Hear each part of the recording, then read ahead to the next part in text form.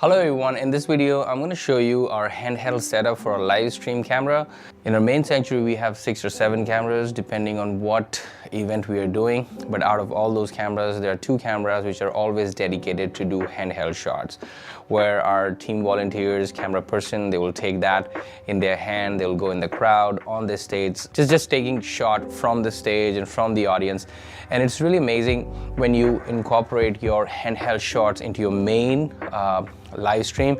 It just gives you a greater feel, especially for those who are sitting at home and watching the service. It gives them a feel that they are part of the service. They're not just watching that one shot, but they are seeing the whole service, the whole worship experience from a total different viewpoint as the camera moves around in the building, and just giving you a total different feel, a live feel, what it feels to be in that service. So let's see the whole setup, and I'll break it down on the parts, what we are using, why we are using, and why I made the choice to buy those parts in the setup.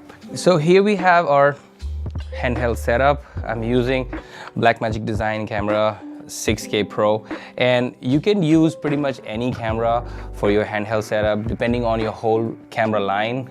It's always good to use one type of camera so that color matching is really easy. But I'm using 6K Pro from Blackmagic Design. I'm using Tilta cage for it with the handle on top. At the bottom we have the rail system and the bottom plate for the tripod. So that's what we have for the cage. At the back we have V-mount battery plate. This is not just the plate but also draws power from the battery itself, and then your D-tap connectors and other 12 volt, 8 volt and 5 volt outlets provides the power to the whole rig.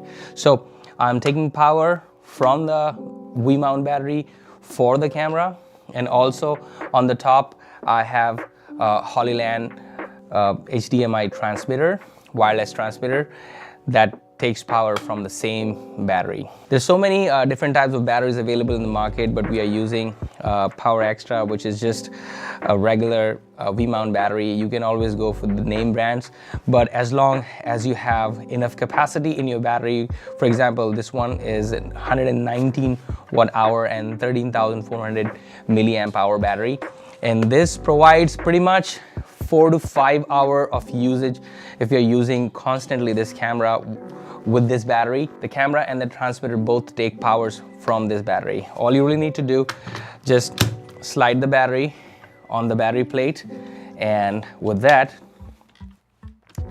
turn on the camera and you have a whole system powered on, okay?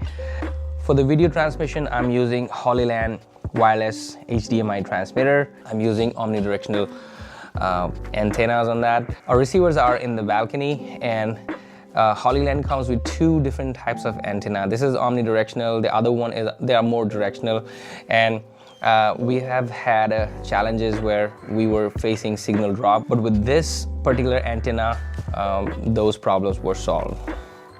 One of the things that I really like about Hollyland HDMI transmitter, you really don't have to fiddle with a lot of settings in the transmitter and in the receiver on the other side. Hollyland transmitter in general, they will read the frame rate that you're shooting on your camera and they'll just stick to that frame rate. And this is exactly what you need in your rig. You need minimal setup time so that you can turn on your camera and start doing the job that you're on. I'm using Sigma 80 to 35 mm lens on this one. This is a EF mount body, and a lot of people say this is the lens that is literally made for this particular camera, because this works just flawlessly with this whole setup. You can always upgrade to a different lens. We also use sometimes 70 to 200 from Canon.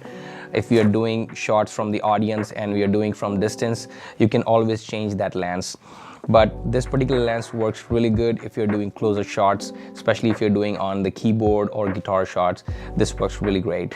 On the side we have just a regular manual lens control. You can use it for focus or for zoom. Right now it is attached on the focus ring with the rail that is coming down from the bottom of the rig. All you really need to do, put the ring on the lens and attach this focus motor, which is manual. You have to do it with your hand, and this will just give you an extra point to control the focus on your lens.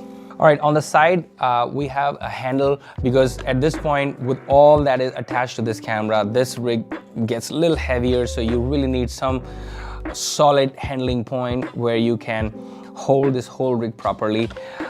You can hold it with the side handle or with the top handle. This particular handle is really versatile because it has all the screw points that you need if you're rigging it with your steady cam, like the jacket or the string steady cam.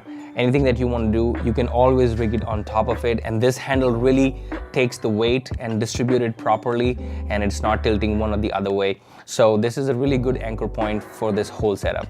One other thing I want to mention with Blackmagic Cinema cameras, all the connections are on the left side, and once you put the cage on it, they kind of bury it inside. So try to get right angle connectors for your HDMI and also for your Type-C, so that it makes easier for you to connect your HDMI and also your Type-C. In this particular cage, I also have USB-C drive lock. So if I'm recording, I can always slide my hard drive in this and it'll stay there.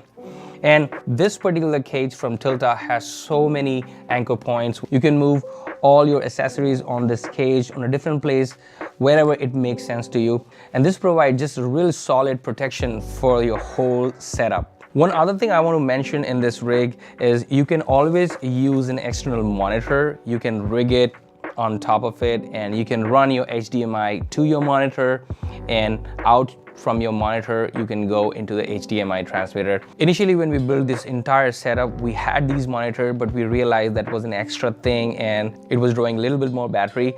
And with Blackmagic Design, you already have a beautiful screen, and having an extra screen might overload your entire rig. It'll just make it a little bit more heavy, and in our case it did not make sense to have an extra screen. But if you want to put an extra screen, you can always go ahead and put however you want to set it up. It was initially set up like this, but it was increasing the weight for the whole rig, and as I mentioned, it was drawing extra power. So to save the power and save the weight on the entire rig, we took this one off. But that's an option for you if you want to introduce the screen into your rig.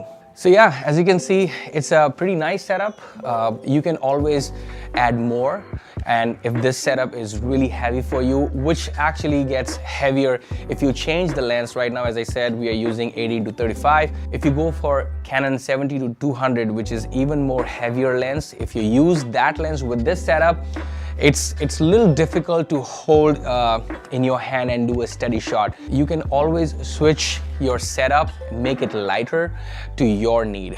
I hope this video helps you, and if you have any questions, you can always put it down in the comment section. Thank you so much for joining me in this video, and I'll see you in the next one.